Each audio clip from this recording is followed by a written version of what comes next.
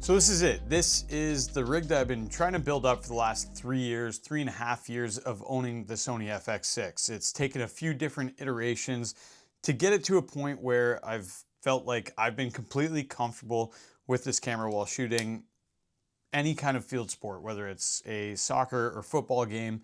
And honestly, I'll probably be implementing it in a lot more of my shoots in general because it's finally clean and practical, and I'm not having to work around a lot of the cheaper bits that I had purchased before. The one thing that you always hear is that don't buy the lowest end gear because it's cheaper, because you'll find out in the long run you'll end up spending more money trying to get the rig to work in the way you need it to. And so let's do a top-down run through of the entire rig. You saw me build it, but I'll take you through some of the reasons why I pieced it together the way I did. Starting with our top and base plate, they're both from Bright Tangerine, and there's a very specific reason why I went with Bright Tangerine over other equally qualified, high quality base plates. And that's just basically because their left field system is the best way I found to rig up my monitor in a place that's going to work really well, while also beefing up the top handle, which we know on the FX6 isn't the most sturdy. I learned the hard way a few years ago when a football smoked the top mic holder, and it cost me about $1,500 to repair that top handle. So giving it a little more support on the side is really going to help a lot with that. That's essentially the whole reason why I went with this top plate right here. It's also just a really good quality build made in the UK. Then when you're looking at the base plate was just coming with the kit. It made sense to buy both because the price difference wasn't that different when I was looking at doing the whole top plate system. So I added that at the bottom as well. And I've got a couple of small rig carbon fiber rods to help keep weight down. Even though it's only a few grams, everything helps. And you've got a lens support underneath there as well. When you look at the monitor, this was another one where I tried a few different options. I had the 7-inch Small HD Ultra, and that was 2300 nits of brightness, plenty bright enough, but the issue that I came across was I had to rig up an iFootage spider crab arm that would kind of come up over the top handle here to get that to mount in a way that would kind of work. But anytime that I do easy rig shots where I have to have the easy rig, that fishing pole coming down, I just found that it didn't rig up as cleanly as I'd like. And I also just didn't get it out in front of me nearly as much, where this setup now gets it out in front.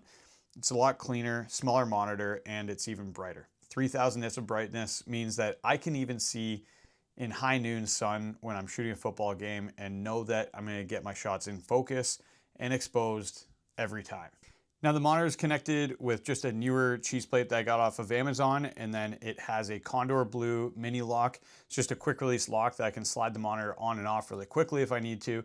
And the nice thing with just having it on a rod at the end is that you can actually tilt this really easily if you need to adjust the angle. It's not as easy as the FX6, kind of standard monitor back here, but it gets the job done pretty easily there. And then the monitor is connected with a 2-pin LEMO, running that back through to the back where the V-mount plate is back here.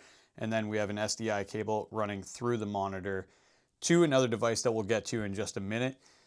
Because I'm shooting live sports, there's a little add-on that I had to throw on there as well. But we'll make our way back to the back side of the camera. I have the wooden camera V-mount plate here. Prior to this, again, I had the Tilta cage and rigging system, and it needed 15 mil rods off the back. It was extra stuff I didn't want or need, and it gave me dents in my forearm when I was filming, because I do film from the hip quite a bit, and I'm hand holding a 100 to 400 mil lens, which is tough enough as it is without things digging into your arm.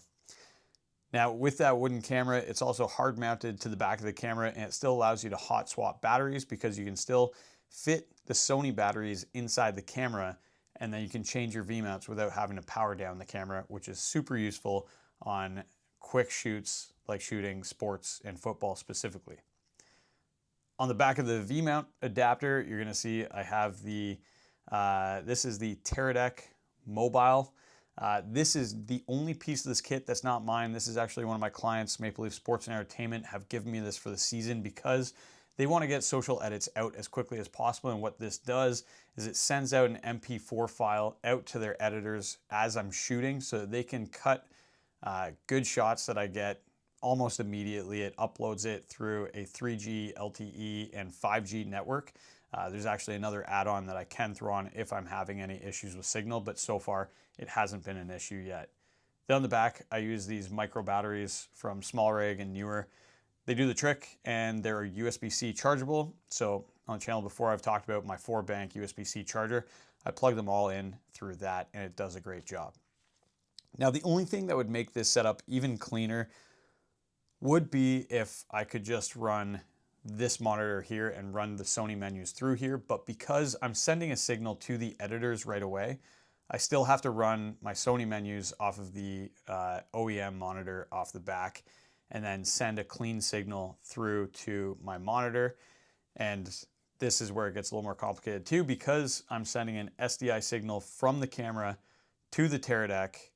That means that I don't have a spot to actually send that same signal to the monitor at the same time. So I actually, luckily, am able to use the Teradek and send a signal from the camera to the Teradek, and then the Teradek back through the monitor on the other side.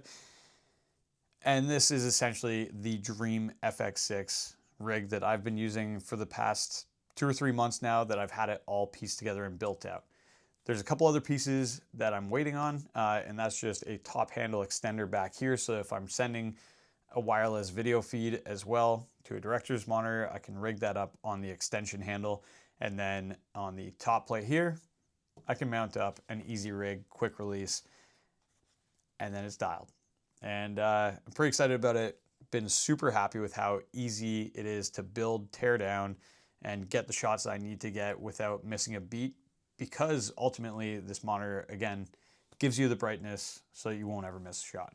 Anyway, that's my 2025 FX6 build. Let me know in the comments below if you like the rig, if there are any recommendations that you have to make it better, or how you like to set up your camera yourselves. I know the one comment is going to be cable management, but honestly, when I'm building and tearing down cameras quite often, it's got to be quick, and I don't care. I really don't. It does the trick, and I love the setup. So anyway, we'll see you in the next one. I've got a few more videos coming this month because I finally have time for them.